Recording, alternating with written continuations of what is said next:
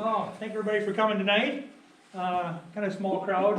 I figured maybe it might change a little bit with going from a Tuesday regular meeting to a Thursday here, so, but this is when we can fit it back in again. So, for those of you who don't know me, I'm Richard Vondero, I'm president of North Iowa Beekeepers Club. Madison Rowe is over there, secretary.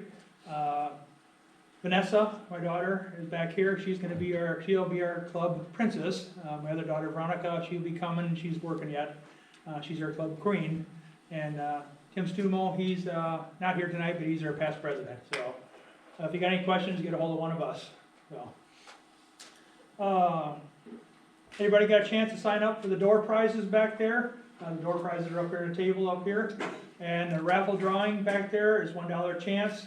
We have a nuke box today for a raffle drawing, so everybody can take a chance of that. So, the tickets for the raffle, or for the raffle prize, goes to help offset the cost for our club not having any dues. So we like to get a little money that way instead of everybody having to pay for dues. So the door prizes and stuff here, anybody can bring something if they like. You can see there's different things up there. It doesn't have to be bee related, so just if you're something you want to bring, just bring it along. If anybody knows anything that's different that we have for raffle drawing, I know one time somebody had a quilt back here. We've had different things for mite check, hive tool, I guess a nuke box here. So if you got anything different, let one of us know. If you got something. So,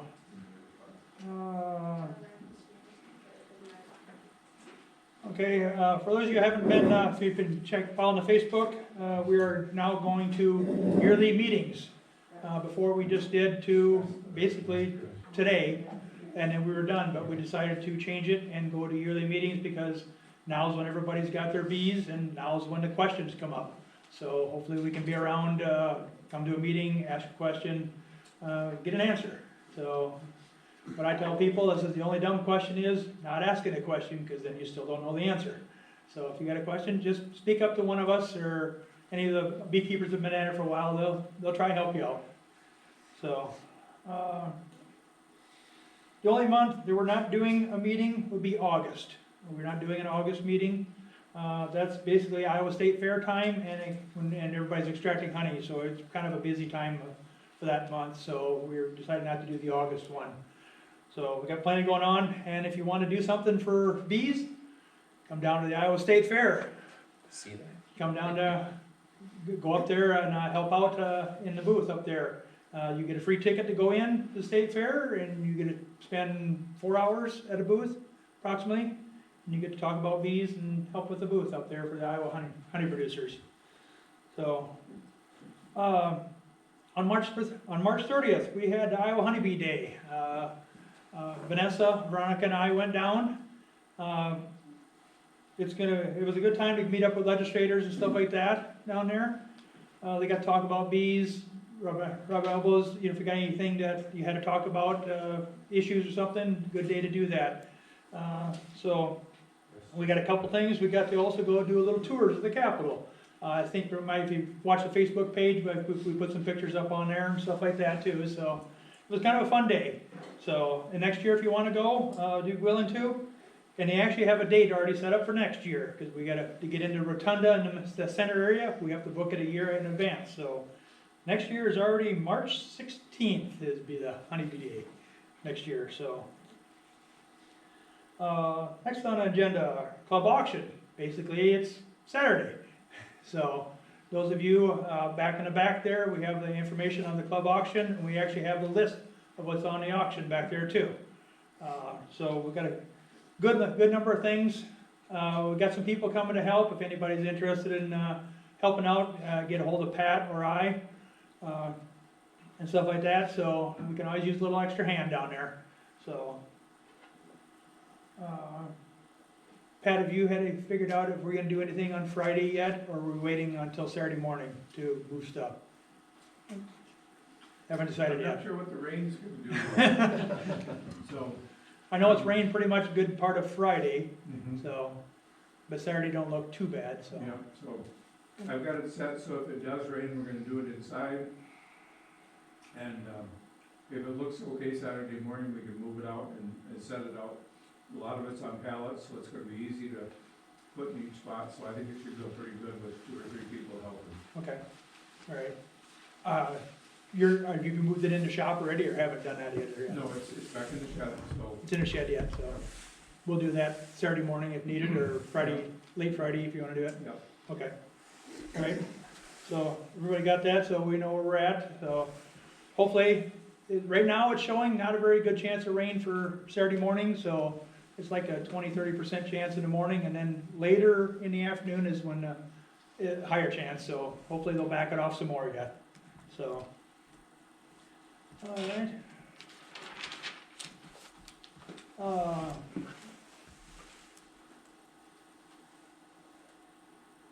Okay, our May meeting will not be on Tuesday, May 10th this year, on this day.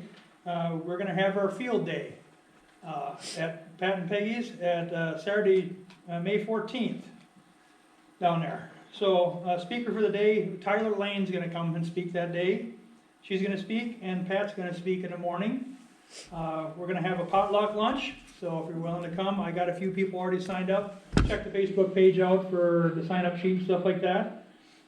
And it'll be a very educational day. So that's gonna be in the morning, potluck lunch, and then we're gonna have 3 spots and get into beehives in the afternoon.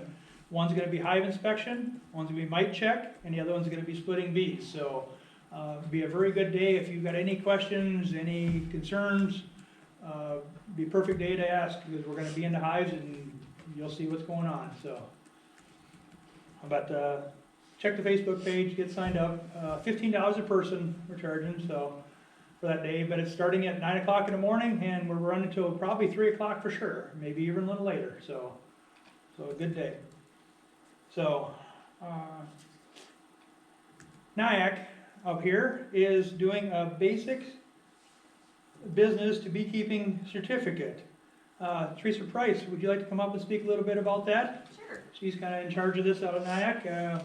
Pat and I are going to be becoming instructors out there, so she'll speak a little bit on this. Awesome, thank you. I'm Theresa Price. I'm a program developer for NIACC Continuing Education for Business and Workforce Solutions. And last fall, we applied for some grants and were awarded 2 of them from Farm Credit Services and Alliant Energy for us to be able to purchase all the materials and things that we need to have some bees actually on our campus grounds, which we have had in the past, but it's been several years. So we're excited to bring those back.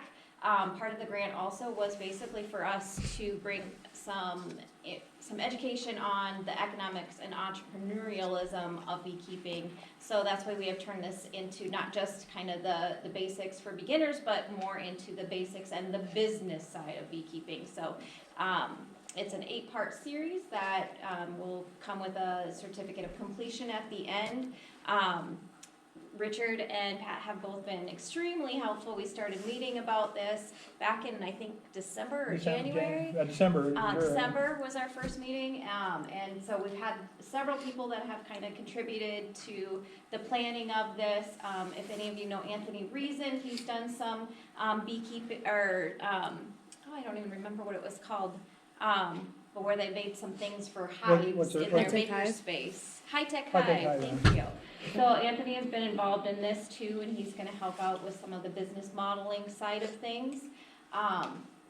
But it's coming up real quick. It came together, all of the last bits and pieces came back together just recently.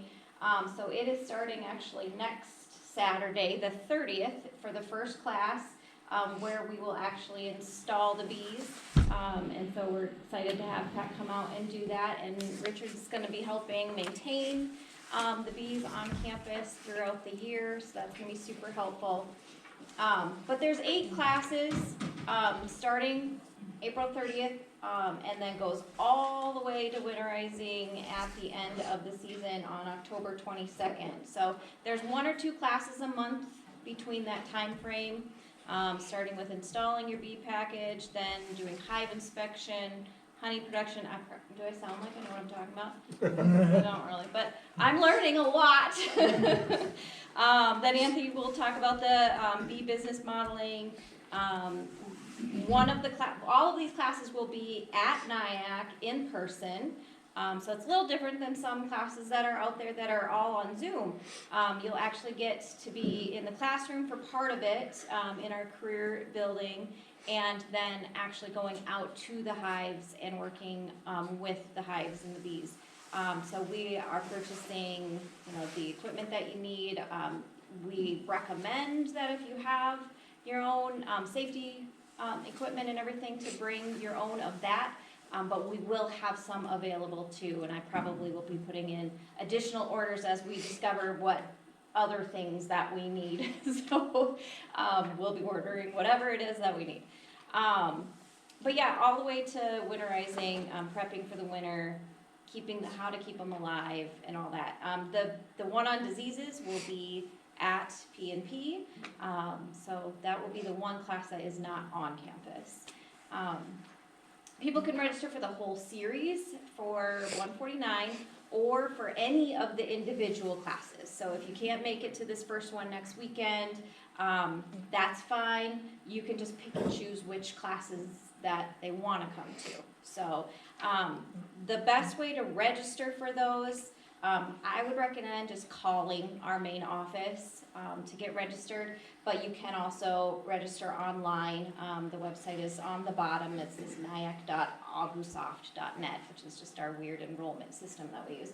But if you go to that and then type in the search box beekeeping, that will bring you to the whole series, or just type in the first word or two of the title, and it'll bring you to those specific classes if you want to just register for a few of them.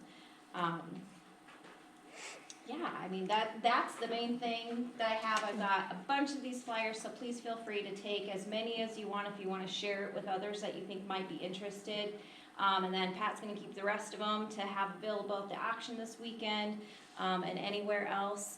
If you have any questions. They're on our Facebook page too. Yes, we've It's got on our it Facebook posted page. all over on different Facebook pages and stuff, so please help us to promote it and share it with others.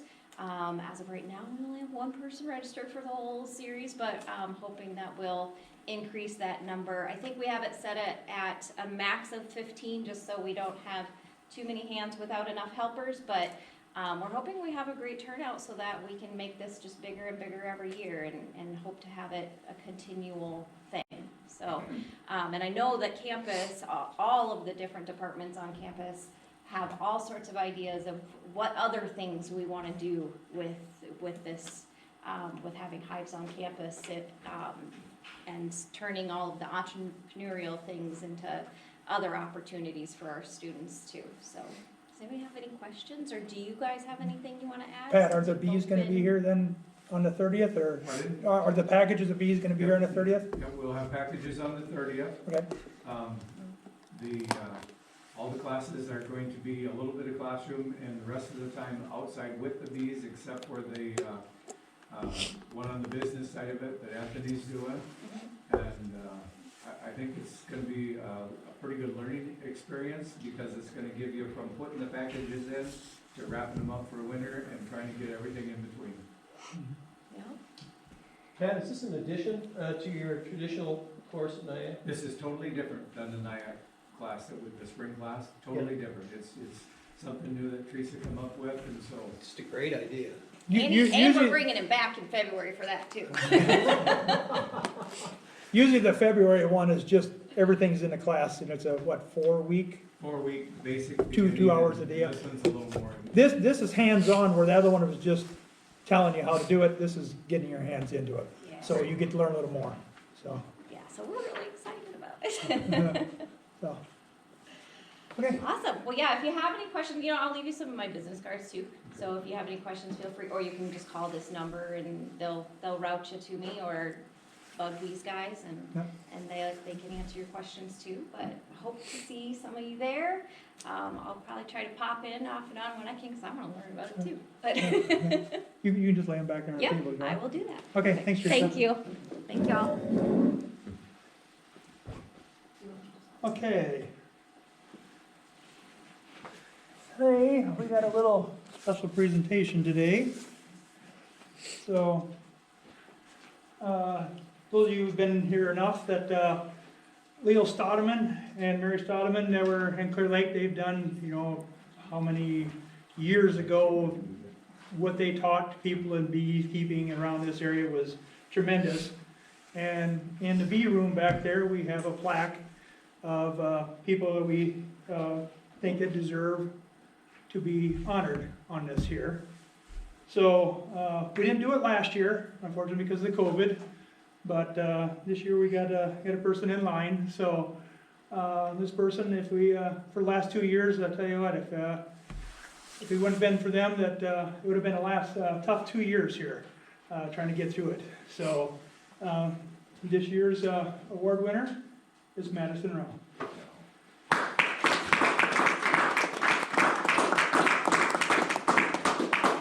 If it wouldn't have been for Madison when the COVID hit, she jumped up, did all the Zoom stuff. Remember, we had 2 years ago, we had the auction. She set up the Zoom auction.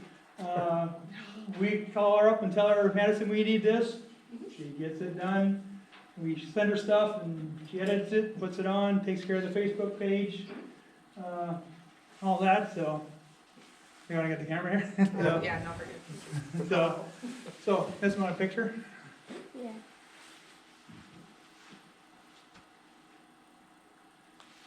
That's Thank you, Facebook. Madison. If it wouldn't have been for you, it would have been a tough 2 years here to get through it.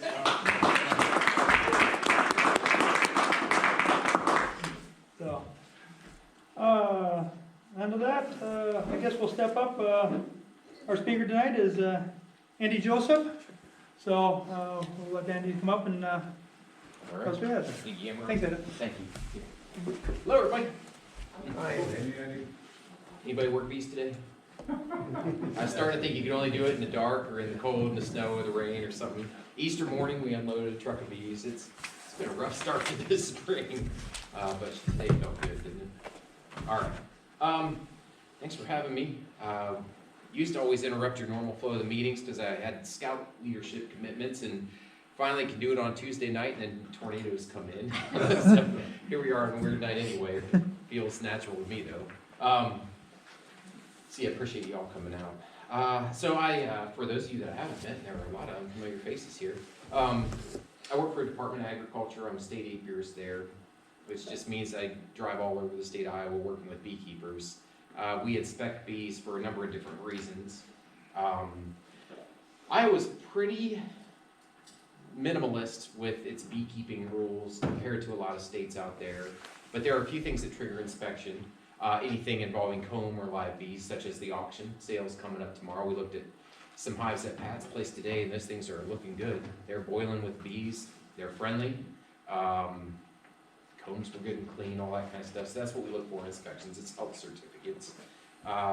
So anytime anything with comb or live bees is being sold, anytime things are moving across state lines, especially into Iowa, either needs to be inspected in the state that it's coming from, and we'll accept their apiary programs, health certificates as well, or I can inspect them when they're on the ground here, things moving around, that kind of stuff. And then probably the part that I like most about the job is kind of the educational component. And if you think about what the Department of Agriculture does, it's regulatory. You know, almost all my coworkers, they go to places and, you know, it's not the best day of the year when you know, the inspector shows up at your whatever plant, you know, your meat processing plant or whatever, or at your gas station, you know, to check, make sure what you're calling a gallon is truly a gallon. You know, we do all sorts of different things there. And, you know, I guess fortunately for me, there's an educational component to what I do, and there's a lot of hand-holding inspections that we do, meaning that, you know, beekeeping is just, that there's so much to learn, and you need to know everything already. You know, you need to know the answer of all the questions to be able to even know what questions to ask.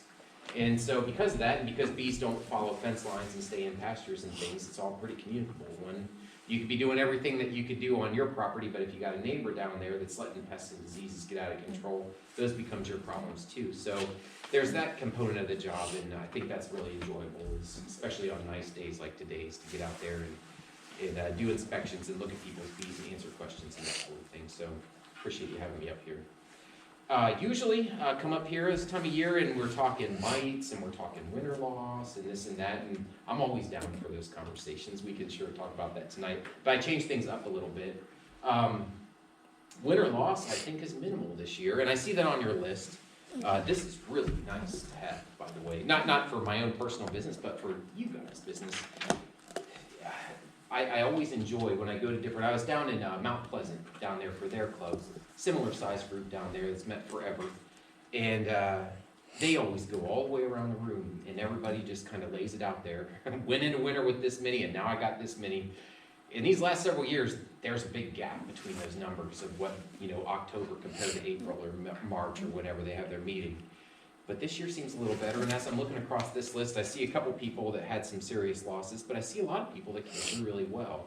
And that's encouraging. I think that overall, these are best guesses, this is not the most scientific or precise information, but I feel like our winter losses were a fraction of what they have been these last several. I think that these last several years we've been missing half of our bees by the time spring rolls around, plus or minus, I think actually a little worse than that. And this year I don't think it was nearly that bad. I would say maybe we're around 35% loss, rather than 35% the remaining some years. So I'm encouraged by that. It was a milder winter, we had our cold spells, but then there was always a warm day or two that came by, and that's a saving grace for bees to allow them to expand that cluster, get a cleansing flight, come back, maybe reconvene on different honey stores. Now all we need is spring to set in. Let's get through this. I looked at some bees down south of Des Moines this morning before coming up here, and my observation down there was those bees were hungry. They look good, they're full of brood, there's a little pollen coming in even today, but there wasn't a lot of food. So if you haven't been checking your bees, normally I'm talking mites, but this year, right now, I'm talking, our bees have been through a lot and spring has been slow to come, so make sure they don't starve. Wouldn't it be a little miniature tragedy if you lost your bees April 25th or something like that due to starvation, just 5 minutes before spring really sets in and gets going. So that's probably enough on that. Today I figured I'd lay my underwear drawer out in front of y'all.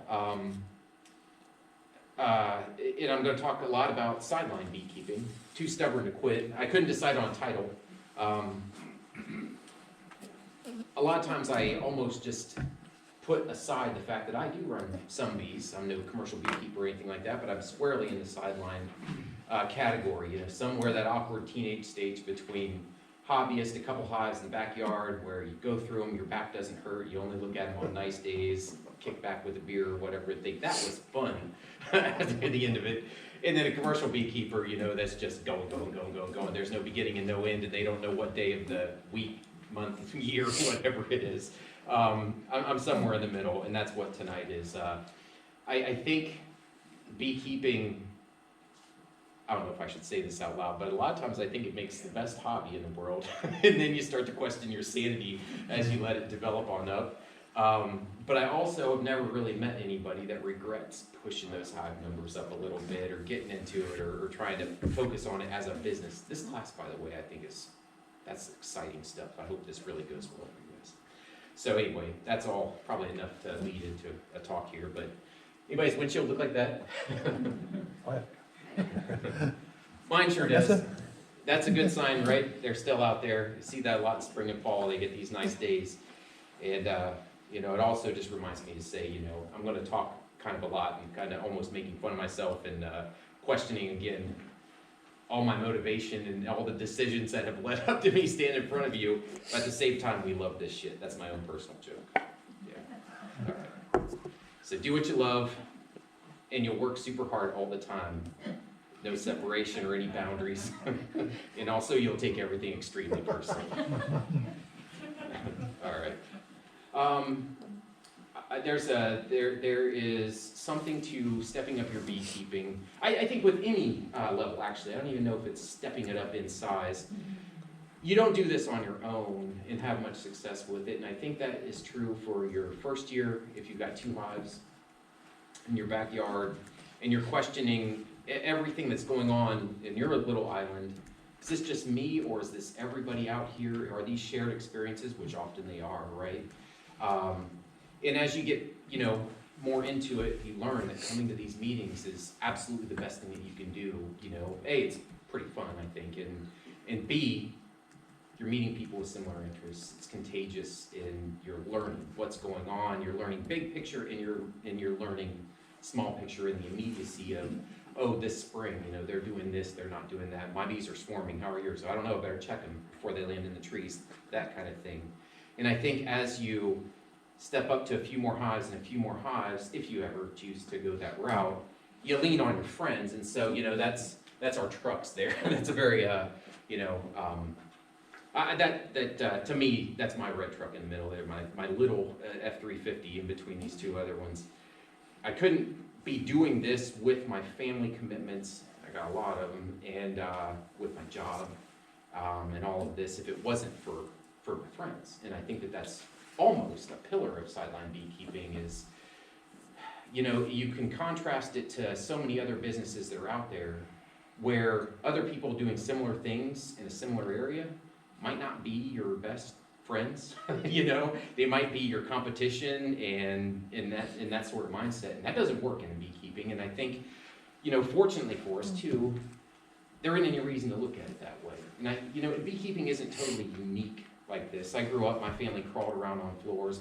I grew up in flooring, you know, crawling around replacing carpet in restaurants after hours and disgusting things like this. At least now I'm leaning over instead of crawling around on my hands and knees doing this kind of stuff. But it has struck in my mind that my grandpa, who started that wool's carpet business, my little hometown, across town, their name was Nice, and the business was called Nice Carpets, which still cracks me up to this day. But those people in their competing, you know, occupations were best friends as well. And that is certainly my case, and my world is basically limited to family and beekeepers. I don't know how healthy that is, but it's a fact, and it is nice to know that, you know, of these 3 trucks out here, you know, I would put myself into the honey side of it. I love making honey. Extracting honey is less fun every year, but making the honey is exciting, or more so than it ever has been. The other guy, he's more the pollination side. He loves moving bees around. He goes and spends his winters out there in California brokering bees into almonds and cherries and organic blueberries and things like that. And the other guy is a queen breeder. And so the 3 of us, kind of in this triangle around the Des Moines area where I come from, work together, and we sure have similar interests, and our businesses overlap a lot too. But we all have our niche, and it works well to help each other. And for me to be able to even run the few hundred hives, I got up to about 240 last year. And I decided I didn't want any more bees, and it looks like I'll be around 325 or so this year, or 350, unless anyone would like to buy nukes, which is not the point of this talk. But I've been desperately trying to sell nukes last minute to keep these damn bees down. They came back looking really good this year, and that's a shared experience too. A lot of people did well in California. But anyway, could not do that if it wasn't for friends trading favors and helping each other out all the time. Figured I'd start through a year. This is like a talking heads, you know, ask yourself, how did I get here? If anybody is old enough to remember talking heads from the 80s. That's a picture of Foley's trailer going out west. Usually his wife goes with him, but I was his wife for this trip. She couldn't go. And so he jet sets out to California and drops that trailer off at Conan's out there, runs around California for a few days, hangs out in Chico, whatever, and then picks up that trailer loaded full of bees, packages, and jet sets back here. So I was just along to keep awake and help driving and that kind of a thing, and for the adventure. And we went out and worked our bees down there and made some splits out in California last year, which was a nice head start to the season here. And we blew 2 flats. And when you can roll a fender back like that, you know you did it right? But you definitely are questioning your sanity when you're somewhere in Utah and all we could do was pry that fender off and throw it in the back of the still empty trailer at that point, luckily, and just finagle things to get back on the road by the time the sun was coming up. But I think to make this work, that package run that he does, selling queens, selling nukes, selling honey, selling wax, adding value to your products, right? We see more beekeepers not just selling honey just to make it gone, but adding value to it. Creamed honey, flavored creamed honey, all sorts of different bottles, jars, sizes, all of those things really help and add up. And when you're diversified like that, then things tend to go better, right? And of course, there's the pollination sort of thing as well, which seems to become a pretty major component for a lot of beekeepers. There are some beekeepers that never get into their bees leaving the state, but more and more every year we sure have a lot of beekeepers that get the hell out of Dodge and get out to California and add that to their list of incomes and chores as well for bees. And I think that that's just a critical part of making it happen as a sideline beekeeper is, you're trying to make that jump to where your hobby hopefully is paying for itself, and then a little bit more that your efforts and all of your backbreaking labor and time away from your family and all of that is actually bringing in a little income. And there are ways to make that happen. I'm also happy to say that honey prices are raising like crazy right now. That's welcome because the price of everything is going up. And we don't want to be the squeeze in the middle, right, where we can't raise our prices or whatever. But I'm hearing great things for the bulk honey market. And even if you're not selling honey by by the semi-trailer load, who is maybe a couple people in this room, not me, that rises us all, right? So I think that's going to be good. So more good news for all of this. All right, so here we are out there moving bees. This is in California, working year-round, right? This isn't the seasonal sort of thing anymore. This is when the rest of the bees are under snow and things like that back here. So working bees only on Saturdays when it's nice and convenient and easygoing. Just a little bit of breeze, nice warm temperatures, the sun coming down over your shoulder, all your hives facing the right angle. Yeah, right. The working bees when it needs done, I think, is the biggest thing there. If everything goes good, on this sideline scale, then you've got something moving. You have a force to kind of deal with and reckon with sometimes. And when it's good, and you can almost do no wrong. And this is beekeeping. And when it's not so good, you pull your hair out and you run your wheels bald, and still it's hard to turn that ship around sometimes. And it reminds you how futile your efforts are sometimes. And I always feel like that's kind of the best beekeeper of any scale is if you know the way that things should be looking in your hives, then you have something to at least contrast it with, right? You can identify when it's not like that. You might not know what's going on. You might not even immediately know what the issue is, but at least you know if it's good or bad, and that can lead you down the path to getting it right. But I feel like so much of the time, I think beekeeping comes down to managing everything that you possibly can, all those variables that we know to look for and deal with and have treatments for, and mites and nutrition and this and that, so that the bees are in good enough shape to handle all the things that we can't control, right? That's about the best you can do. Because there are so many elements to this that are just hanging out there with, like you're on a tightrope or whatever, with no net. And more so, I think, than almost any other kind of agriculture these days. And I think that management just comes to just pumping it to them as much as you can so that you've got good, resilient bees, whether it's good genetics, good forage, which is location, of course, oriented, pumping in the nutrition when it's not there, nature's not providing it, good queens, everything kept young, everything kept clean, mites, all of that kind of stuff, so that then, if the weather doesn't cooperate, if this and that doesn't go your way, hopefully those bees are in good shape and they'll make it through. All right. Also, that line on the bottom I almost skipped over, but I am a big believer in making the bees pay for themselves. And it's a terrifying notion to go into debt to buy bees.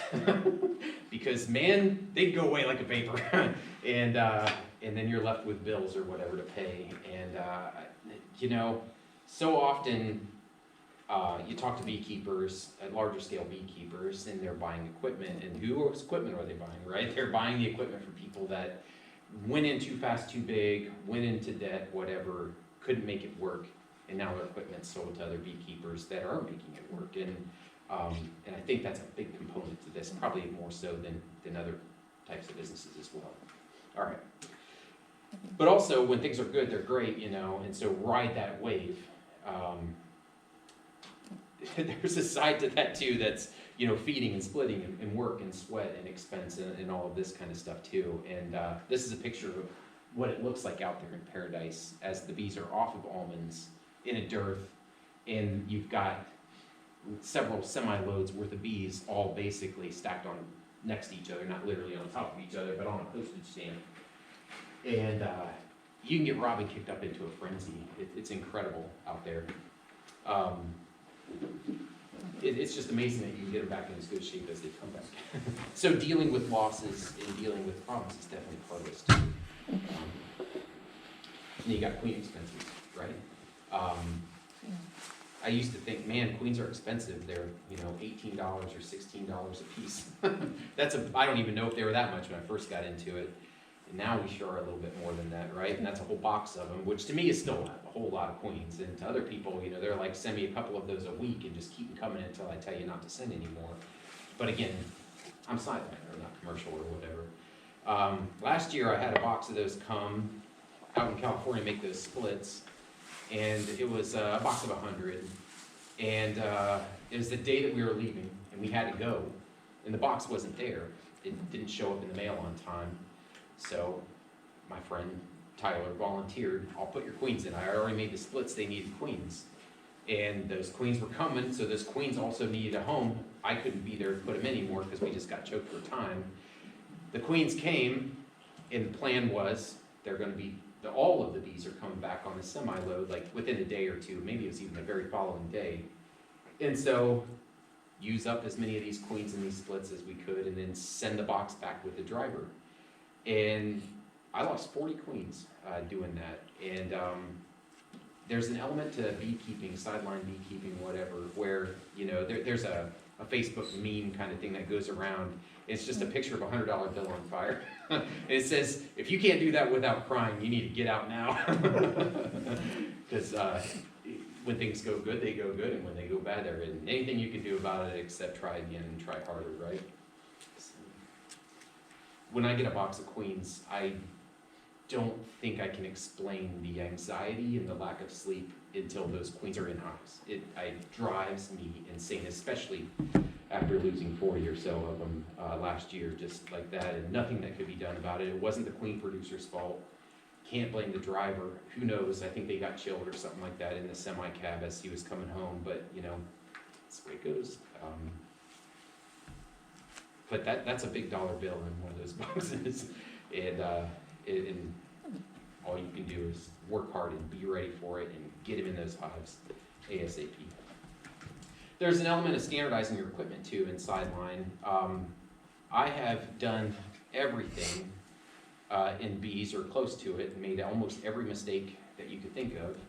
I've caught swarms and not have lids. I've literally found a pizza box on the side of the road and used it as a hive lid, which has become a joke, but that is a true story. I've done all kinds of crazy things to make ends meet, and usually, as they say, there's nothing more permanent than a temporary fix. I'm glad to say I don't have that pizza box in my operation anymore, but if you looked at my equipment, you might think that it would be a welcome addition to it. But there's something to say for standardizing your equipment, which doesn't so much matter if you have a couple hives in your backyard. You could have one that's 2 deeps, you could have another one that's 3 mediums, you could have another one that's a deep and a medium, and it all works out. Your bottom boards could be whatever, one solid, one screen, whatever. When you're trying to get things to go down the road without lids flying off and without things coming unbalanced, there is just nothing more aggravating than trying to tie down a load of bee equipment when they're all uneven on there. You just cannot get that to work. So standardized pallets, standardized hives, if everything needs to be in maybe double deeps or whatever works for you, or all 10 frame or all 8 frame or whatever it is, but pick one and stick with it, is really hard because so many of these decisions that you make as you're trying to expand out with your numbers you're making decisions and you're making purchases without personal experience to guide you. And so there we are back with friends and leaning on people and looking at the commercial beekeepers that have been there and done that for a while. Got great resources. Pat's here in this group right here, great resources to look at and copy off of and learn from and that kind of a thing as well. Anybody that's bought any beekeeping equipment thinks, well, it's all standardized, it's all interchangeable, but these subtle differences in everything that's the devil that's in the details, right? Where your feeder is, what kind of feeder, the size of your feeder, are you using division board? Is it in the middle of the bottom box on every hive, towards the center of the pallet? Just all of these little details add up to either chaos or efficiencies that you really appreciate once you've got things in place. All right. And if anybody has ever seen the condition of my boxes, and especially the paint that's peeling off and chipping off of them, knows that they don't have to look pretty. They just have to hold bees, and they have to be strong enough to make it down through it. Here we are working in the snow. This is a picture of last year. Usually I got bees in apples already, and here we are, and I haven't even had a call from this orchard. This is over at Will's Family Orchard in Adel, west of Des Moines. I've put bees there for years and years. There's a beekeeper, Randy Bronnenberg, who uses their place as a bee yard for the rest of the year. But when those trees come in, usually his bees are still down in Texas, talk about moving bees around. So I've always stepped in and at least got them through the beginning of pollination with a few hives, especially on the far end of their place, which is what these were. Just some strong singles that I was setting out and then adding second boxes as the trees were coming in. And it was a beautiful morning, and then this is what happens as soon as you get to the bee yard. Man, I was white knuckling it too, speaking of this. This morning, running around on level B roads after all the rain we had yesterday, I was sure that I was gonna put my truck in the ditch and then have to find someone with a tractor to pull me out and then be late to Pat's and then be late to this meeting or not even make it up here, so made it through. But that is beekeeping. If this all goes well, of course, the big thing is, you gotta get those bees through the winter. And going out to California helps, but you can lose bees out there just the same as you can lose them here. But I think no matter if you're that backyard beekeeper with a couple hives, 12 hives, a couple hundred hives, thousands, it comes down to getting them through winter and dealing with that, making up whatever losses you have, making splits to maybe expand your numbers or sell bees.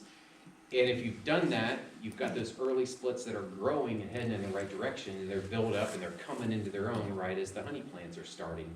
And that's, again, with that force to be reckoned with. That's what you want. If your timing is good and with enough finger crossing, then it all works out, right? So you set out those splits, and all you need to do is just get some good weather, let them grow, let those queens just lay all those eggs, and come up into those second boxes and just rake in that honey. You hope. All right. Part of this is feeding, right? So I use cobbed out equipment. I'm still, speaking of auctions, first auction I ever went to in Iowa, I think Pat was here, was kind of southeast of Des Moines. Gustafson's, if that sounds right, down there. And I bought that little gear pump for $1, I think 14 years ago or whatever that was. And I'm still running it as a feeder pump with a Harbor Freight motor that only starts if you give it some ether. And it works. So, syrup in tanks, pump through, and on out, and you don't, again, have to have the fanciest equipment in the world. But somehow you got to get that feed to your bees. And just like this morning, hungry bees. I think that's one of the harder things to realize as a beekeeper is you look in that hive, and we all know, don't need to see the queen, you need to see eggs, you need to see brood ball stages. We know that, but getting a feeling of just what those inputs do. When you slam pollen patty in there and give them 2 gallons of syrup or so, and how that couple gallons of syrup, that little small investment turns into frames of bees, and to watch that grow is just something that over time it becomes very obvious what's going on in there, but it's not immediately something that you'd be aware of. But these investments, feeding, all that kind of stuff really add up to decent bees that are ready to go get you a honeycomb. And I used to hate feeding because I have resisted scaling everything up. So from the first couple hives to the first 50, I was uncapping with, a regular knife and then a hot knife and a hand crank extractor. And then I got a little 6-frame electric, and I was running over 50 hives with a 6-frame extractor. And that's, a couple thousand pounds of honey coming out of that annually, and just wearing myself out, and how to deal with the cappings and this and that, and buckets that were constantly overflowing, and just, all of that. But what starts out as fun ends up to be quite mature, and you just start to think, what is wrong with me? And you make a little investment, you think, why didn't I do that 5 years ago? And that's how I've done everything, and feeding is certainly in that camp. I let it just, like as everything in my life, let it begin to really hurt, go another year or two, and then finally break out the wallet and pay for something. And even with the clapped out equipment, once the thing is put together and in use, it's just like, oh yeah, this is living. Because I'm not carrying pails of honey, 5-gallon pails and spilling it all over my shoes as I'm trying to pour it in feeders and all this kind of stuff. All right. Proper nutrition, right? A healthy, balanced breakfast. First time I ever had Casey's Pizza was running around with Phil Ebert. I stopped in, and I think that's probably all that man had to eat all day long, going from yard to yard. And now I'm addicted to it, unfortunately, and it shows. I know too many people that seem to get by on sunflower seeds and energy drinks, and that's the way it is when there's work to, as any kind of farming in so many things. When there's work to be done, it just needs done now. It should already be finished, and then everything else can just get caught up on later. Only later never comes, so we're just often, I feel like, chasing tail, and that's part of it too. Good thing it's rewarding. This is my son who has grown up with this without any choice in the matter here. No days off, but plenty of off days. He enjoys this, I think, to a certain extent, and I also think that he has literally no intention of getting into this for a career. He used to say when he was younger that he wanted to be a beekeeper growing up, and I just thought, we'll see about that. It always made me proud, of course, but at the same time, I was like, yeah, we'll see. And I think he's coming to his senses, and he likes all the things that kids like video games and things that don't require, putting on an additional layer of clothing and going out in 95-degree temperatures and getting bee stings and riding around, falling asleep in the truck and all that kind of stuff as well. But he has been quite a helper. And I have a couple slides in here about how this truly is a family affair. And I see that in the hobbyists. Somebody usually gets into it. Maybe it's a youth scholarship, or maybe it's a spouse or whatever. And then all of a sudden you start to see the whole family at bee meetings, and they've all got the bug, and there's no escape. All right. So, wouldn't trade it. All right. So, and this is just over the years, I guess, more pictures of me in Harlan. Back, that's me, believe it or not, back when my hair had color to it. Selling honey out of quart jars or whatever, just proud to basically have a label on them. Time passes, but still, there he is sitting at a farmer's market and looking forward to it this year. Can't wait till they start up here real soon. We've got one coming next Saturday. It'll be the first one of the season. All right. First day we ever got our dog, the dog came to the farmer's market. So truly a family affair. Getting involved in the Iowa Food Co-op has been big for us. There's something like that almost wherever you live. The Iowa Food Co-op, the idea of it is that it's connecting, much more direct connection between the producers and the end consumers of your products. And so it's focused on Iowa. Pretty much everything that's in there is Iowa based. It's from all parts, like Radiance Dairy and our stuff. I mean, just things come in from all over. And there's different satellite hubs. I don't think there's anything up this far from the Des Moines area right now, but it's been good for us because there are so many people that are out there, especially with COVID. I think there was that big surge of it anyway at first, where they care about food. They might not really be full on into it, and where they're centering their whole life about where their food comes from. But I think people are realizing more the importance of what you eat and the importance of finding it locally and finding actual foods instead of processed foods like gas station pizza and Monster or whatever, and eating right and supporting local ag and things like that. I think is all on the rise, and it's nice to be part of that. It's nice to be appreciated in that way, and by being part of it, you turn around and you're supporting other people around you. So I'd like to see more of these food co-ops in existence. There are several of them around the state. It sure has been good for our little business and our local farmers markets. And so there we are with added value. As simple as can be, cheap tent, couple tables, boxes of our stuff. Stand out in the sun and sweat, sell your stuff to your neighbors. And there's just nothing better. It might be, my wife gets it started. These are in the evenings, usually Tuesday nights. It's our local farmers market. And so I'll finish work and just head straight over there and stand there and eat for a couple more hours. Why not, right? I've already been out in it all day. And it is so nice to be able to see familiar faces come by and tell you that they like your honey and their product. And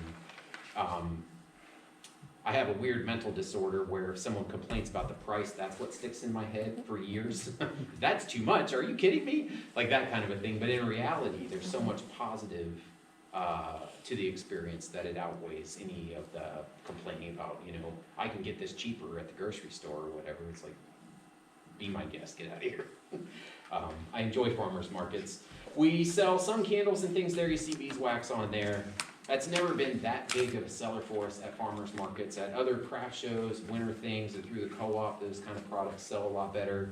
But we like to have them out there because we want people to know that they exist, that kind of thing. So we do a lot of just taking things out and setting them up on the table, pretty much knowing full well that it's gonna go back into the packaging, into the boxes and back home. But we like to do that, and I think that people like to see that as well. And it seems like you end up getting support eventually for those kind of things, even if it's not at that market. So it's been a really nice thing. We live in this neighborhood where this farmer's market is, and so it's just been really good for us. All right. And back to the family affair sort of thing, you know, you can't be in your beehives and working a full-time job and standing at the market and doing whatever else all at the same time. So this has worked out well. My wife has never been to one of my bee yards. She doesn't know where any of my hives are at. She's never helped in the honey extraction. I know Peggy gets out there and basically runs the show out there for Pat. But that isn't to say that she's uninvolved.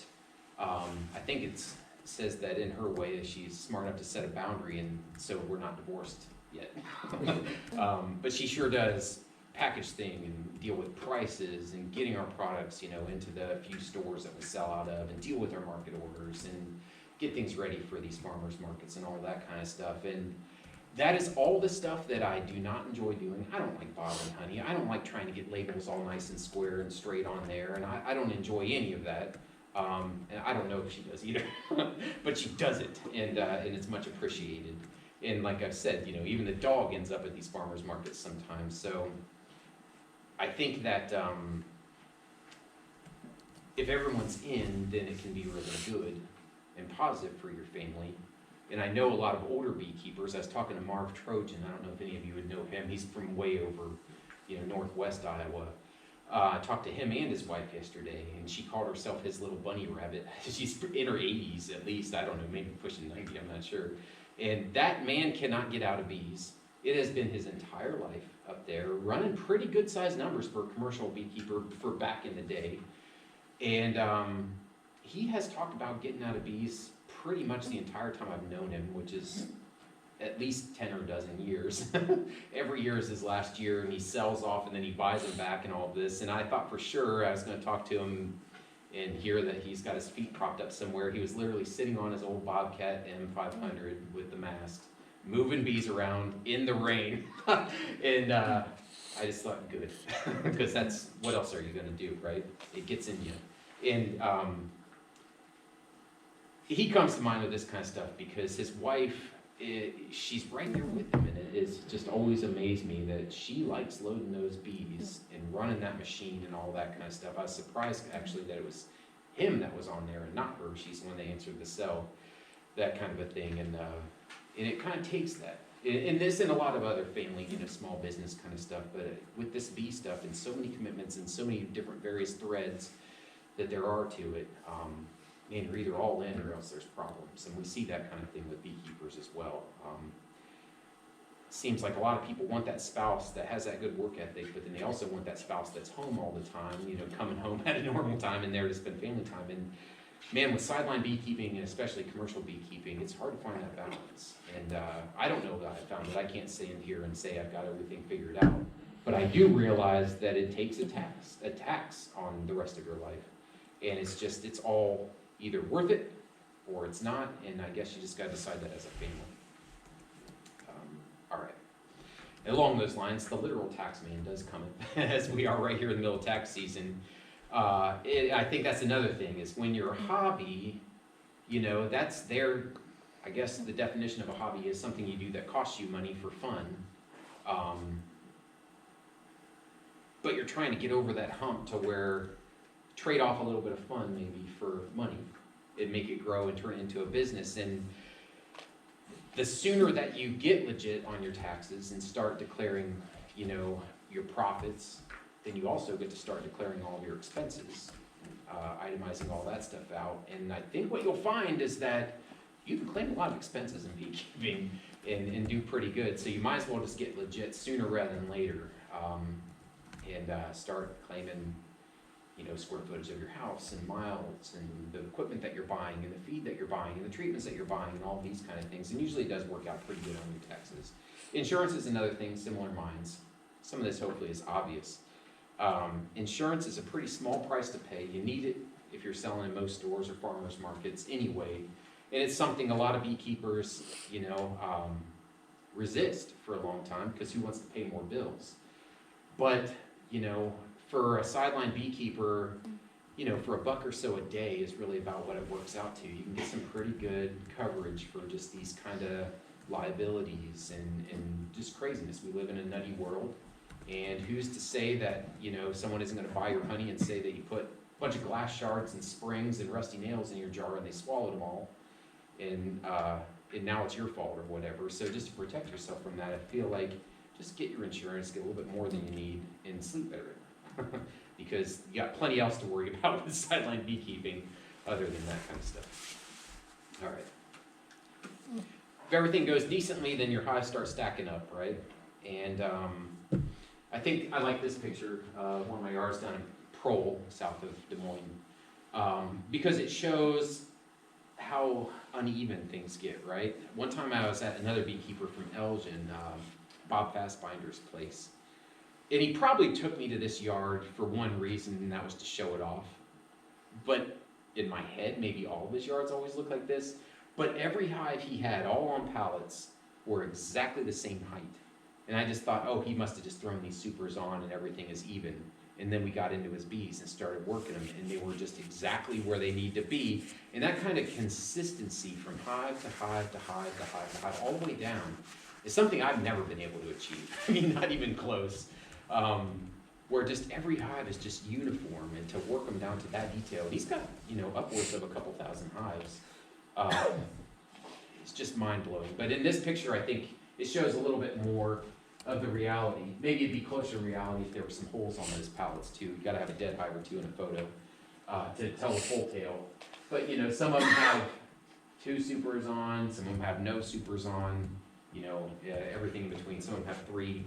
And that's beekeeping, and you just wonder, well, what in the world's the difference if these hives got set down, all made from splits or whatever, more or less exactly the same strength, they're all in exactly the same conditions, they have queens from all the same source, they've got exactly the same treatment on the same day, all the same feed regimen, all that, and yet some of them are all up and down, and that's the beekeeping element of it again, I guess. All right. When it goes good, it goes good. And, you know, my favorite thing in the world is making honey. And it's so good when you've got, there's that ratty equipment, right? But those combs are good. And it's really nice when they're full. So this is just kind of that June, maybe, I don't know when I took this picture, as things are on the up and up, right? Very exciting when it's just like, oh, we still got a lot of season left. I'm gonna be rich. Takes an idiot to be a sideline beekeeper, I think. Or at least someone that's really forgetful. Optimistic, forgetful, and maybe a little stunted, I think is like the perfect combo. But it sure is exciting when you got lots of combs that look like this, right? Ta-da. All right. I think another defining characteristic of sideline beekeeping is just, again, that tweener, that in-betweener, where you're constantly wearing yourself out, knowing that there's more efficient ways, usually involving bigger trucks, more equipment, all of this kind of more automation, that kind of a thing, but yet can't really get there in terms of justifying the expenses. You look at, we were talking feeders with Pat, Man Lake wants $13.25 now for a 2-gallon frame feeder. Holy smokes. Holy smokes. Like, that's insane to me. That's almost doubled from last year. Now, if you buy them in quantity, that price comes down pretty quick, but just every little detail of this is there to eat a hole in your wallet.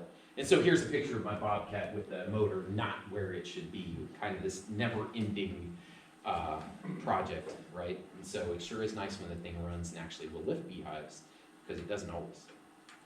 All right.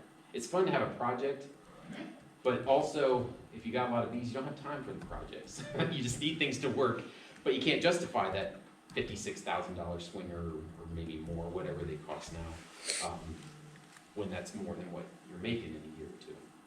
All right.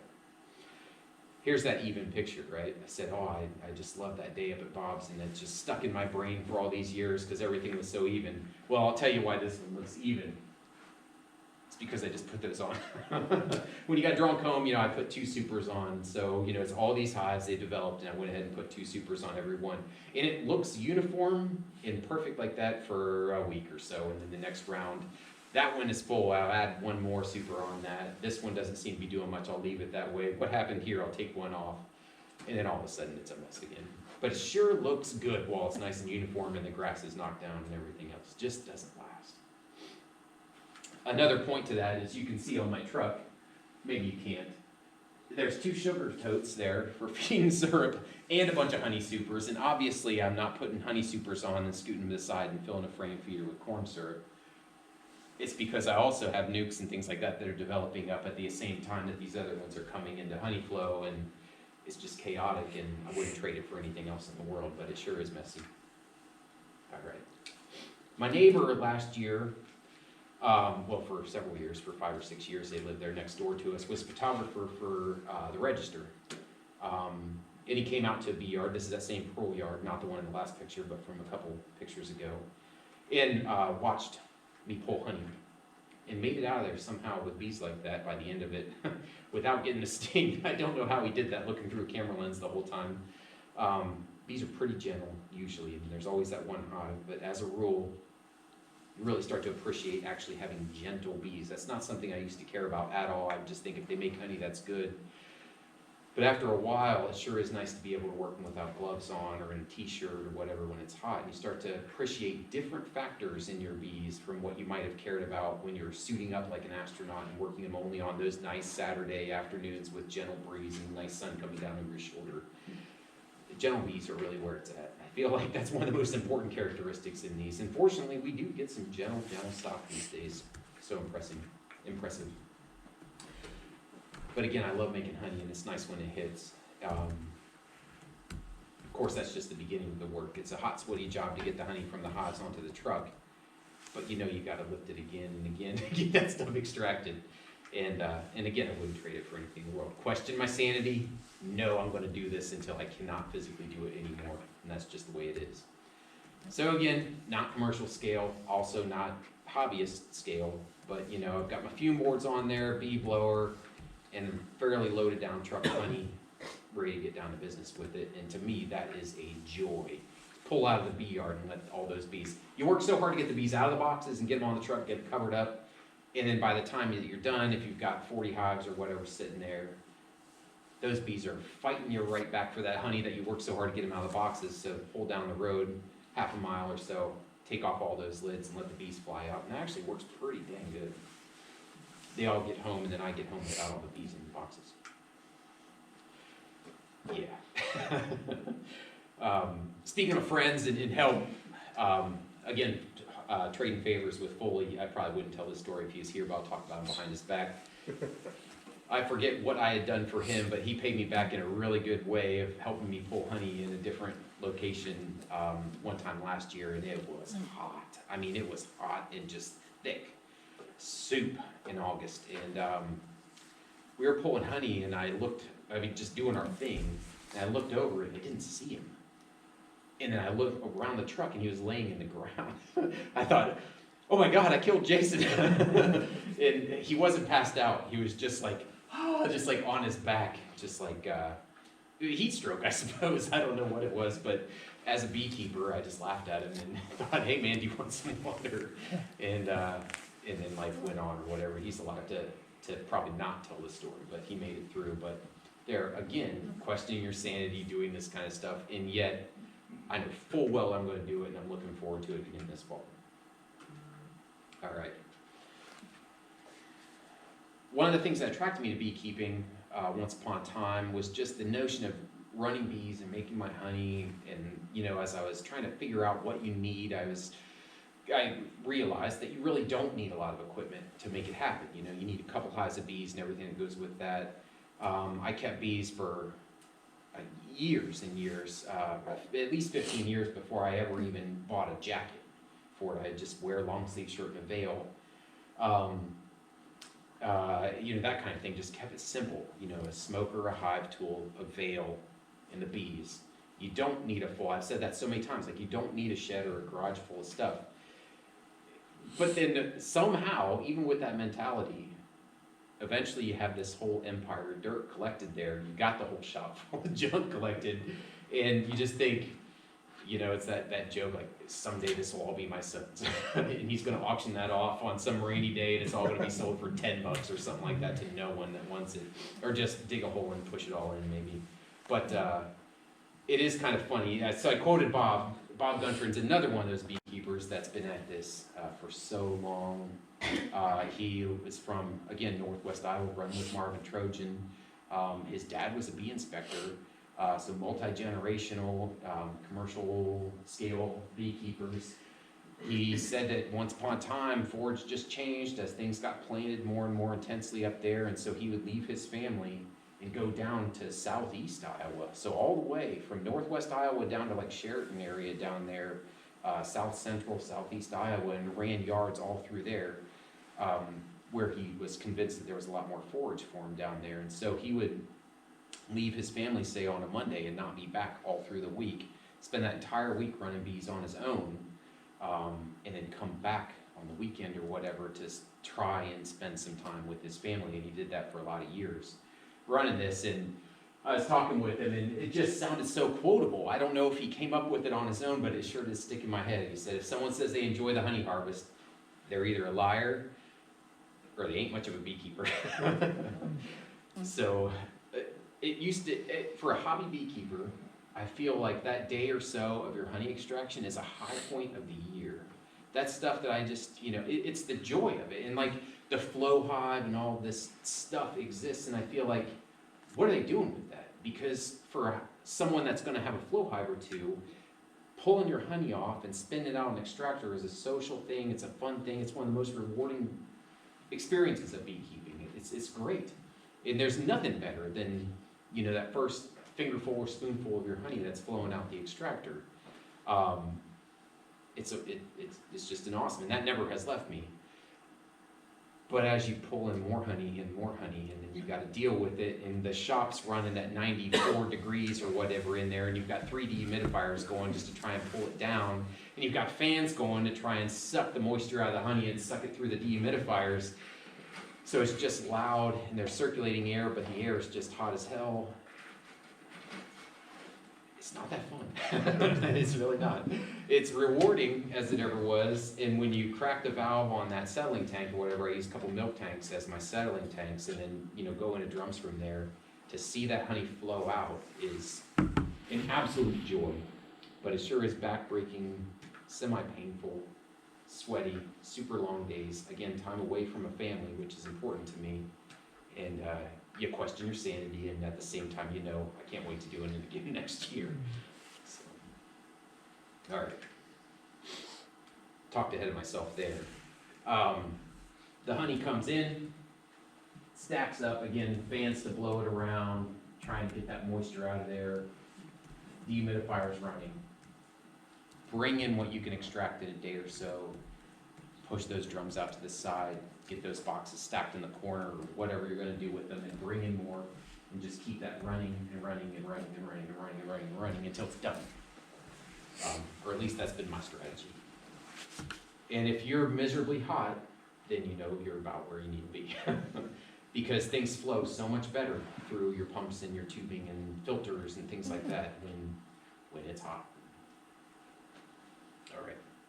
So again, to move from hand crank extractor to 6-frame, you know, radial, date ant, kind of thing that wants to walk all over. Now we're running, you know, Silver Queen extractor, a trough that holds about 33 frames or 35 or whatever the length of it is. Last year we used 2 33-frame extractors. We have another one, so this year we'll be able to, in theory, be running 99 frames at a time. It's all just completely like ancient geriatric equipment that's on its last legs. Because again, you need the things, but you can't quite afford them. You can't justify the expense. So you just run clapped out equipment until it dies, I guess. We try to either fix it or kick it to the side and just go. And love every minute of it. All right, that's Holton. We share a shop, which again is another one of those expenses. So we just split the bills right down the middle, share each other's crops, share each other's labor, and that kind of thing. There's that wonderful one. Notice Joseph on that barrel. You better believe it. All right, and as they stack up, you just think, oh my God, I need a nap. All right. Cappings wax is a tricky subject. We were talking about this. Is another subject Pat and I were chatting about. I love beeswax. My wife is the beeswax person. That's another one of those things that she does and does well. And she's very perfectionist in a lot of ways. Artistic and perfectionist kind of maybe are two things that don't always go together, but they do with her, I think. And so she loves to take that wax and render it and just get those things perfect. I don't have patience for any of that. I don't want to have anything to do with it. I like it. I appreciate it. I think it smells good. It looks good. I think it's just a magical substance. I don't want to have anything to do with the production of beeswax. This is a licensed extruder. And it's just another one of those gadgets that, you start off thinking all I need is a high tool and a smoker and everything's good and life is good. And then you lose your sanity and all of a sudden now you've got stuff like this. But handling wax on a sideline scale is really tricky. Commercial guys have their equipment that they can use and justify the expense for, and it might be, pumps and heat exchangers and spin floats and things like that to get you to the cappings, fluffy capping stage, or it might be, heated melters and things like this that are in line. But it's really tricky in that middle of the road sort of thing. If you're a hobbyist, maybe you process your beeswax, in a solar melter that you built out of a cooler or a Rubbermaid toad in an old window pane, right? In a pie pan or something in there to collect your wax. And it can really be that simple, and you get beautiful wax out of those. I mean, absolutely beautiful wax out of those solar melters. It doesn't quite work when you have a few hundred hives. But a lot of commercial equipment's too big and you can't keep it going very well. And so it's just kind of that sticking point to, again, back to the notion of just like I'm in this in-betweener stage where I don't quite fit this and I don't quite fit that and I can't afford anything anyway if I'm trying to justify expenses there. It takes a whole lot of beeswax sales to equal the equipment that it takes to run beeswax without losing your mind. And I don't have an answer for that. I mean, we have quite a setup and it still isn't perfect, but this extruder thing works because it squirts the honey out kind of like a fruit press sort of, and you end up with these fairly clean beeswax, little curlicues that come out of there. There's still a decent amount of honey in there, so we spin those out. I have that, you collect them and then throw them into, we run 2 senior spinners, El Senior, and everything's clapped together, thrown on there. What I didn't show in this is that we take our forklift and actually just put the forks on top of that to keep that pallet from walking all the way across the floor to weight that down. That motor is one that, after burning out one motor on the senior spinner, I had like a drain auger, and that's the 1/2 horsepower motor or whatever that pulled off that Chinese drain auger. And again, nothing more permanent than a temporary fix. It's like, I need a motor, I'm taking it off of this piece of equipment, I'm gonna slap it on this. That thing's gonna be there until the day that I keel over from heat exhaustion while extracting honey. All right. But there it is, and it's turning those curlicues as it spins into pretty dry wax, right? And the honey's coming out the bottom, and you can collect a decent amount of honey off of those cappings in that reel. That gets us through the honey extraction, and again, my normal topic is worrying about varroa mites and what to do about them, so I'm back out with my ether roll jar.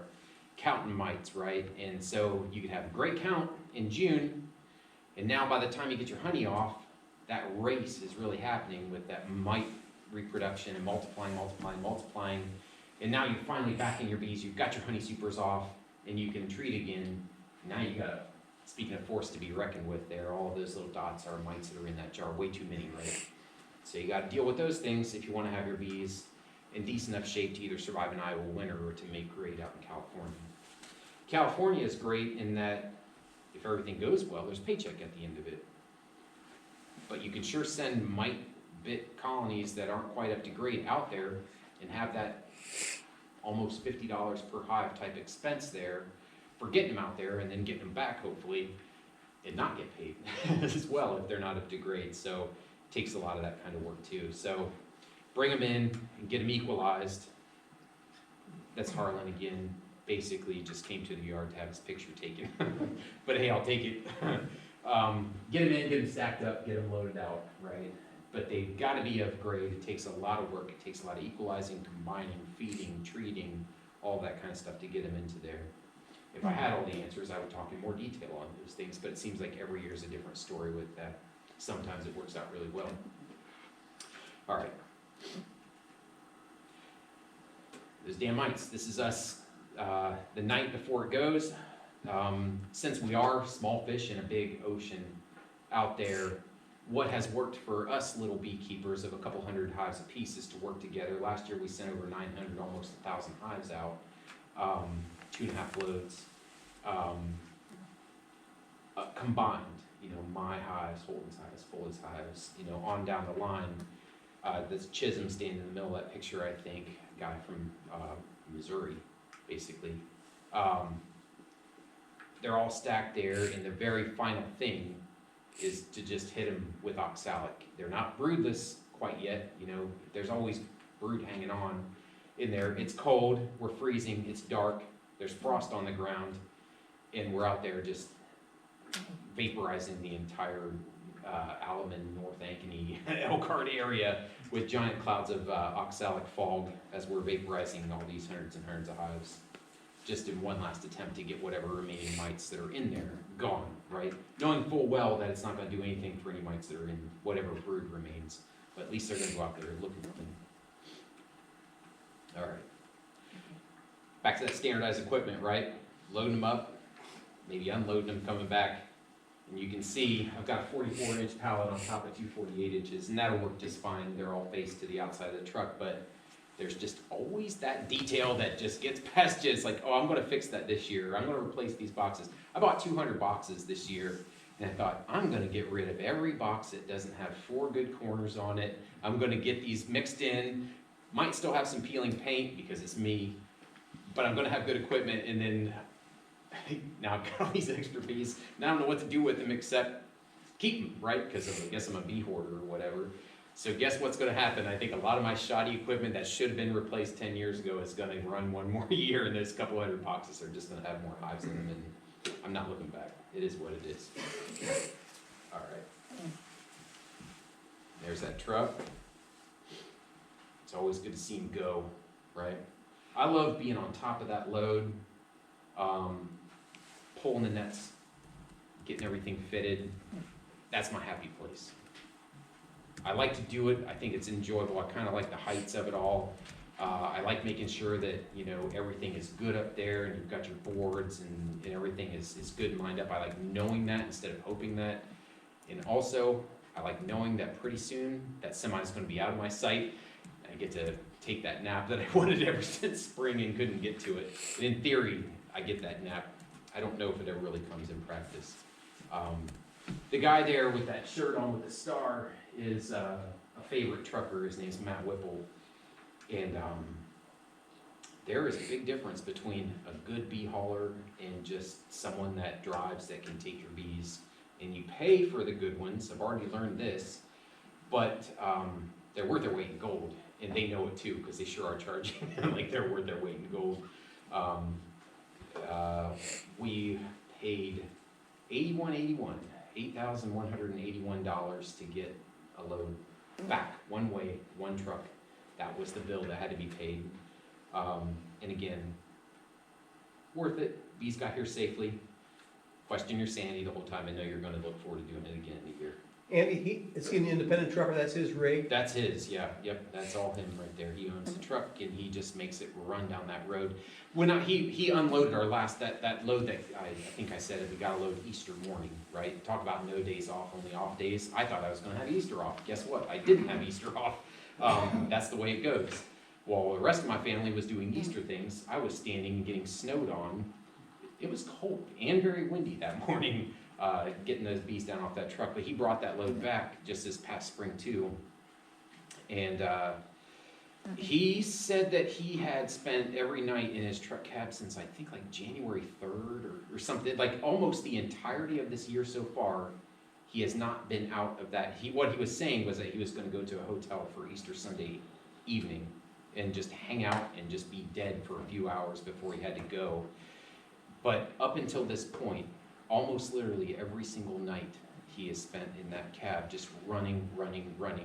Because if you think about, if they can get these bees leaving California and show up 30 hours later here, and then turn around and haul something back, and then do it again, and do it again, and do it again, if he can just like add one more trip, you know, every couple weeks or whatever, or one more trip a week just by just jetting back and forth, that adds up a lot when you're making, I don't know what his profit is off of that, 8,000 whatever dollars, but those guys, they deserve medals. I don't know how they do it. I would be so far gone.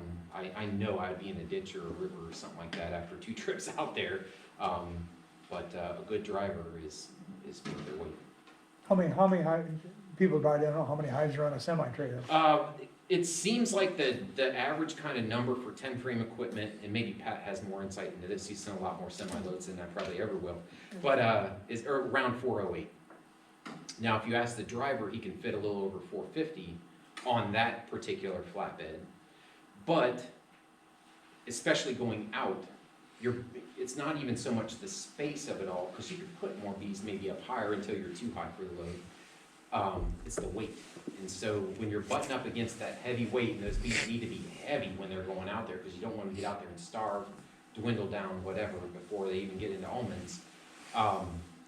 It's the weight that restricts you. And so it just feels good to get 408 on there, perfect rows, net them over, and make it past the scale, and just get them out there, even if the truck will hold a couple more. That's one of those things, I think if I was gonna, this is a tangent of course, but if I was just gonna magically start over, I would probably run 8 frame equipment, because you can get more hives onto a truck. They pay the same, takes up less space. I think the 8 frame equipment winter's just as good here in Iowa too, even if you're not interested in taking stuff out west. But I don't hardly know anybody that runs 8 frame equipment. There's just really a few people in Iowa that I come across that run a lot of 8 frame, and it's that difference. It's either super small hobbyists that don't want to lift 10 frame, small scale, just a couple hives in the backyard, or it's big beekeepers like Ray Johnson over Yaddoff over in Preston ran a lot of 8 frame. Brian Little ran a lot of 8 frame down there. But almost everyone runs 10 frame equipment, and I think that's one. You sure can get a lot more hives. You can get a couple more rows onto a truck if you got 8 frame equipment instead of 10. So, one of those things. But I'm not doing a mix of 8 frame and 10 frame. that sounds like an absolute nightmare. I'm 10 frame beekeeper, because that's what I got. Running honey in drums is another thing, especially before got the shop. I was extracting out of my garage. And so everything comes out of the garage and it gets, all power washed and clean, and then it's now my honey house, right? Even though it's my garage. Never parked a car or a truck in there. That's another thing, gotta have the right spouse to allow this kind of nonsense. And I ran all my honey in buckets, right? And so, first crop that you do, you might get 2 pails of honey and just think, that's a lot of honey. And it is a lot of honey. 120 pounds of honey or whatever is a lot of honey, doesn't matter who you are. But then all of a sudden it's a bunch of buckets, and I ran buckets up until I had a couple of years where I had over 100 pails, and I was carrying them all into the basement and stacking them on pallets in my basement. So all of those pails had to be like down and then of course back up out of the basement when you want to liquefy them and use them. And eventually you just think, wouldn't it be nice if instead of 11 pails I could just put it in one drum? And these drums, ceramic lined or whatever, food grade drums, you can get them used for $15. That's the price of 2 buckets, so it's cheaper that way too. And then you realize that drum's full of honey and now weighs almost 700 pounds, 650, 660, and I gotta move that somehow. And then you gotta realize when that honey crystallizes in there, you're not gonna stand there for 2 days with an ice cream scooper trying to get that crystallized hard as a rock honey out of there, so you gotta have some way to liquefy it. And again, everything is always intermediate, everything is always in betweener. you have to have drum handling equipment, so now you're using forklifts and ways. I've got a clamp that grabs it, I've got an overhead thing and a gantry and all this kind of stuff that just, again, still feels rinky-dink to move these things around, and I get envious of people with swingers and things like this that can just do it one hand on the wheel, half asleep, whatever. But I'll bring these drums home from the shop, and in my garage there, hot box, still using band heaters. I don't think those are the best. When I put those band heaters, I put them on as low as they'll possibly go, and just low and slow. And I have a big stainless steel paddle, and I get in there and just work that honey. Otherwise, you have these super hot spots around those bands, even when they're on their lowest. And I don't want hot honey that's getting scorched and other honey that's crystallized, so it's still kind of a labor of love to get these things back liquefied once they're completely set up in the drums. So again, plenty of room for improvement. Things I never thought I would have is, honey pumps and honey filters and things like this, but it becomes a necessity.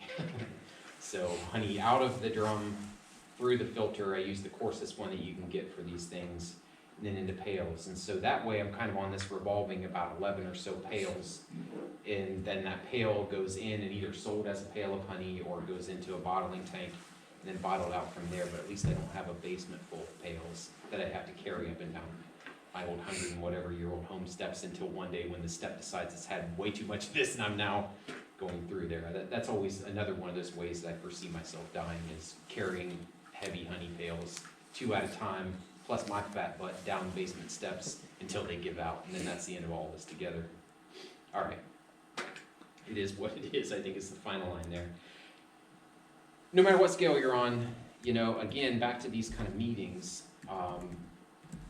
this is us at last year's honey producer meeting, listening to Bob Binney talk. What a resource that guy is out of Georgia. I don't know if you ever paid any attention to his YouTube videos, but that guy, if he says it, not to sound like I'm in his cult or whatever, but he's been there, and he's a very thoughtful person, and he's just that example of those commercial beekeepers that you can just, just sit there and just listen to what they have to say, and learn something, right? And, keep going to these meetings and learning things, because I think we all know in this room, regardless of how long you've been in this, even if this is your first season or if you've been doing it forever, there's this element of beekeeping where you constantly think that you have things figured out, and then you realize you don't have it figured out. And then you think you've got it figured out, and then you realize you don't have that figured out. And so the longer you keep doing it, the less the more you realize that you don't know. That's what I'm trying to say. And I think that's true for a lot of different things, but it sure is a steep curve in beekeeping, because you meet beekeepers that have a couple years of experience and they got all the answers, and then you meet them in their third year or whatever, and now they know the questions to ask because they know they didn't know what they were talking about before, and we're all on that treadmill and there's no getting off of it. So I think meetings and talking to beekeepers is just, there's no replacement to it. And if you get to that point to where you have some beekeepers crowding around you trying to hear your stories, got to keep yourself in check. You don't know all the answers, and there's other people in the room that would see right through you as well. So, and I appreciate that. I enjoy these kind of meetings, small meetings, big ones, whatever. I enjoy hearing other people talk about bees, the enthusiasm for it, the hardships of it, the whatevers of it, the experience. I just feel like there's no replacement. And so, back to my job with the state, or whether it's my own bees or whatever, you get into this as a hobby, or you get into it as a curiosity. But I think for so many people, you just get obsessed. And there's also a personal sort of element into it, where they get under your skin and you meet other beekeepers that are in the same boat as you are, whether it's a good boat or a bad boat, we're all in it together. And I think that becomes more important. So with my state job, get into it from a beekeeper perspective, from a beekeeping perspective, and the honeybees, and bee health, and this and that, and the excitement and enthusiasm of beekeeping. But then you meet beekeepers, and those kind of relationships, I think, are what really are the things that you enjoy and keep you going. So, look forward to seeing y'all and making future bad decisions together, I guess is what this slide is. We'll help each other make very poor decisions and look forward to it. And there's my number. You can call or text. I've been running a lot already this year, in bad weather and this and that, just stacked up. We've got a lot of people in the state selling nukes. Those nukes require inspection. We've had our auctions, we've had this and that. And that's kind of the trend of my year. We come out of winter and I'm looking at dead bees and trying to think, was it mites or was it this and that, and answering questions. And that's a lot of newer beekeepers, making sure that the equipment's still good to put newbies on, right? That's a very paranoid, rightly so, sort of feeling, what caused my bees to die? I don't know. What if I get a package or a nuke? Can I use this equipment, or are those gonna go down too? That's a real question, right? And so I do a lot of that, and then I get into this kind of stuff, looking at nukes, looking at bees for sale. And then my calendar will kind of even out a little bit. So don't hesitate to give me a call, give me a text, whatever. If you're interested in having an inspection, come out, look at the hive. That's what we're here for, and I do enjoy it. So I've rambled more than enough at you guys. Thanks for hanging out. Appreciate it. See you on down the road. Yeah.